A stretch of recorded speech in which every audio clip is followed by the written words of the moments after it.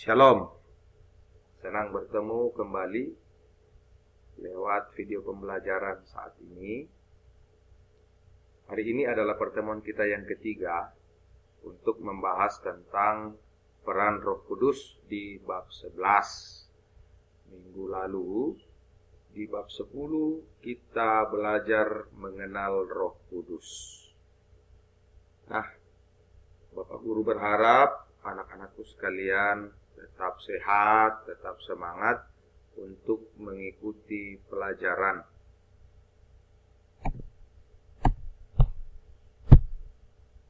Ya, di poin A, menyadari dosa. Nah, banyak orang berbuat dosa itu tanpa rasa bersalah dan tanpa rasa malu. Ya. Banyak orang sudah tahu bahwa ketika kita berbuat demikian, akibatnya adalah dosa. Tetapi sering kita perbuat dan kita merasa tidak bersalah, bahkan tanpa rasa malu sekalipun. Ada sebuah cerita, ceritanya si Ira dan si Rara. Ada sosok seorang Ira yang selalu memaksakan kehendak,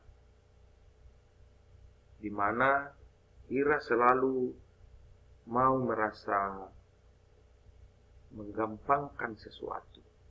Setiap kali ulangan, yang menjadi sasarannya adalah Rara. Ya. Rara bagi Ira adalah orang yang dapat diperbudak. Ya, bisa dimanfaatkan. Rara pun tidak tega untuk menolak. Ya. Tidak dapat menolak paksaan Ira. Ketika dia mau menyontek lagi, Rara tidak bisa berbuat apa-apa. Ya, suatu kali waktu Rara pindah sekolah. Akhirnya Ira menyesali perbuatannya. Akhirnya mulai saat itu, Ira mulai berusaha sendiri, belajar giat sendiri untuk mendapat sesuatu yang baik. Nah, dari cerita Rara dan Ira, itu kita dapat memahami bahwa ternyata menyontek adalah perbuatan yang melanggar perintah Allah. Ada pesan WhatsApp. Ternyata menyontek adalah perbuatan yang tidak bagus. Nah, sekalipun di rumah kita belajar anak-anakku sekalian, ketika dikasih ulangan harian atau disuruh kerja tugas, adakah yang berusaha tidak adil? Adakah yang berusaha curang?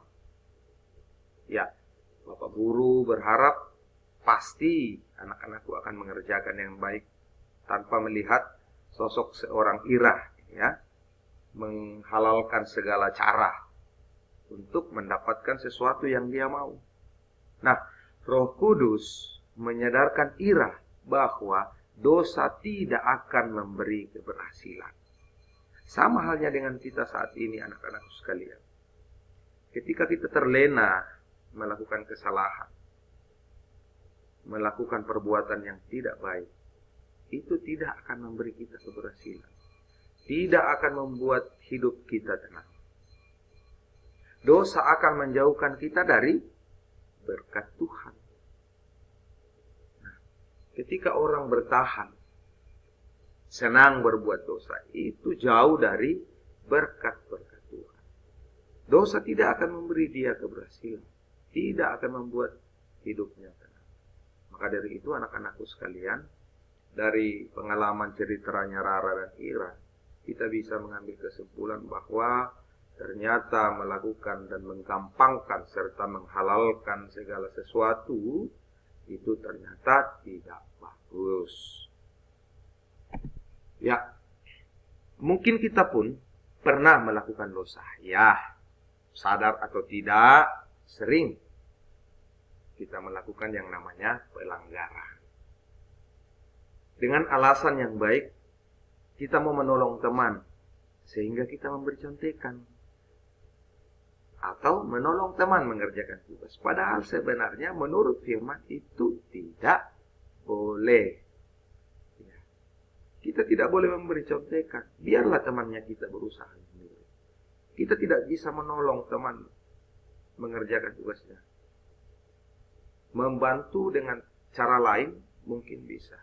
Dengan cara mengajar itu bisa. Tetapi ketika kita membantu mengerjakan tugas, itu sama halnya dengan kita berkompromi dengan kesalahan.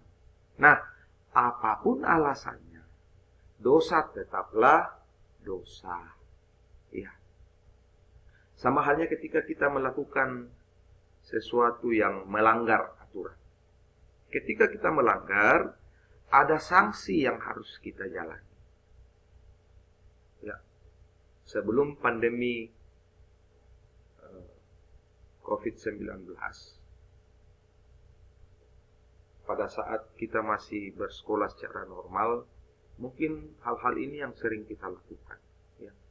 Menyontek, meminta teman untuk mengerjakan tugas, ya, bermalas-malasan. Nah, dosa tetaplah dosa. Perbuatan salah tetaplah perbuatan salah.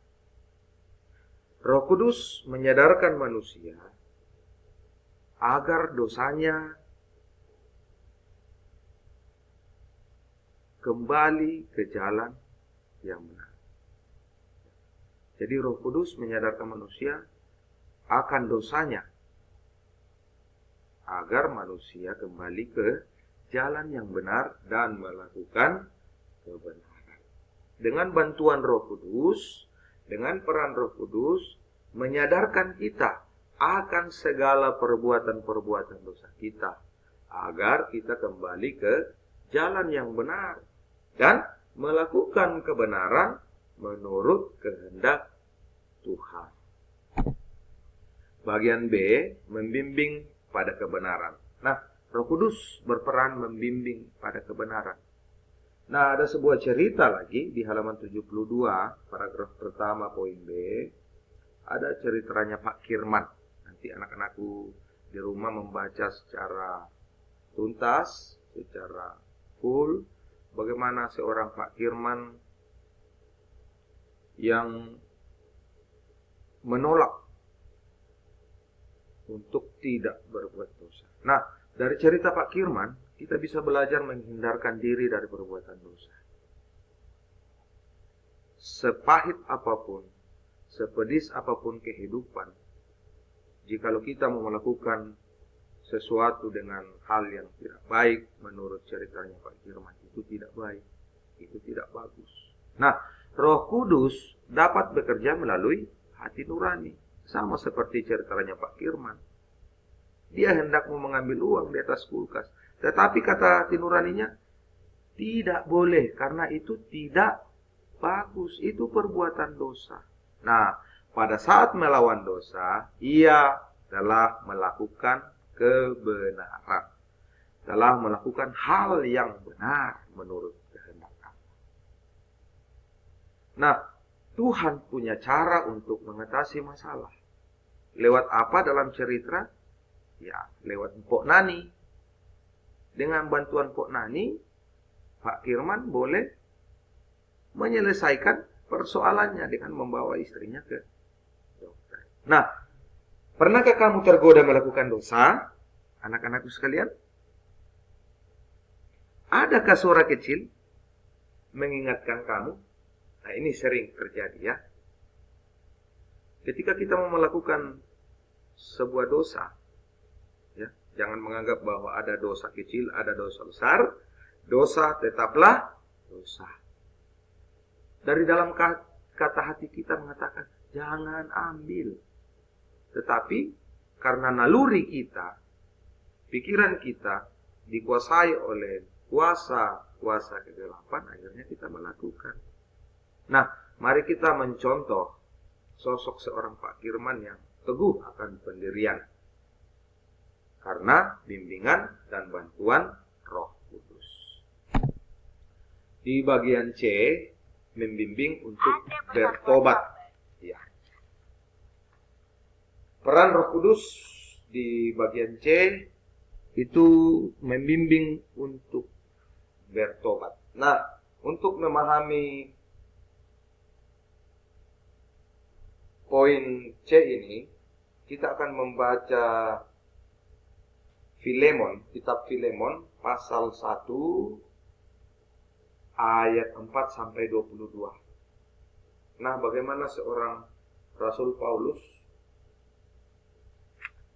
menulis surat kepada Filemon agar membuka hatinya untuk memaafkan Onesimus.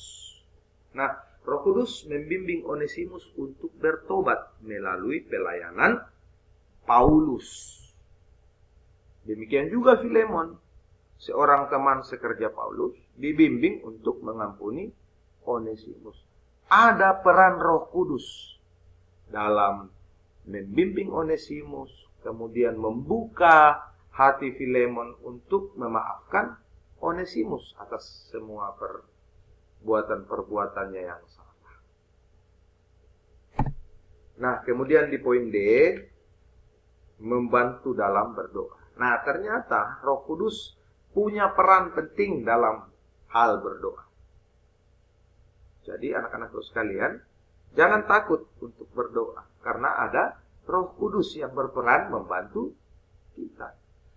Roh Kudus adalah penggerak orang percaya untuk berdoa kepada Tuhan. Roh Kudus yang menggerakkan kita untuk berdoa kepada Tuhan. Kita tidak punya kemampuan untuk berdoa, berkomunikasi dengan Tuhan melalui doa kalau tidak dengan bantuan Roh Kudus. Manusia tidak dapat berdoa karena keadaannya sebagai orang berdosa. Tetapi karena bantuan Roh Kudus, maka kita dilayakkan, kita dimampukan untuk berdoa kepada Tuhan. Nah, Roh Kudus yang meyakinkan orang percaya bahwa mereka adalah anak-anak Allah. Roh Kudus yang memberi kita keyakinan. Roh Kudus yang membantu kita. Peran Roh Kudus yang meyakinkan kita bahwa kita adalah anak-anak Allah. Nanti anak-anakku akan membandingkan dan membaca kitab Injil Yohanes pasal 1 ayat 12 sampai ayatnya yang ke-13. Nah, doa yang benar itu lahir dari hati yang disampaikan dengan iman kepada Tuhan. Ya, jadi anak-anakku jangan berpikir bahwa